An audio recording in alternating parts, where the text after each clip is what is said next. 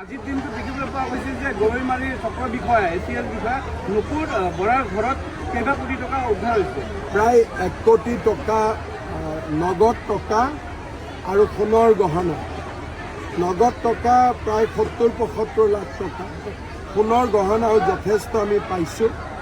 আৰু এই বিষয়াগৰাকীয়ে বৰপেটাত মাটিৰ বহুত গণ্ডগোল কৰাৰ কাৰণে আজি আমি 6 মাহৰ পৰা তেওঁৰ ওপৰত আমি গোপনে ইনকুৱাৰী কৰি আছিলোঁ। যোৱাকালি ৰাতি তেওঁ এটা টুৰিষ্ট লজত আছিলে, নহ'লে যোৱাকালি ৰাতি আমি পালোহেঁতেন। আজি ৰাতিপুৱা ঘৰ গৈ পোৱাৰ লগে লগে তালাচী চলাই আৰু ইমান টকা পইচা ধৰাত পৰে।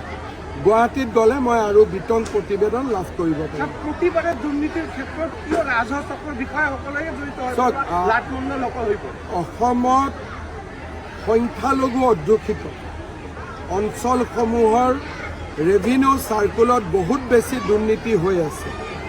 এই বিষয়াগৰাকীয়ে আমাৰ হিন্দুৰ মাটি সন্দেহযুক্ত মানুহলৈকে ট্ৰান্সফাৰ কৰাৰ কাৰণে তেওঁক আমি স্ক্ৰিনিঙত ৰাখি থৈছিলোঁ।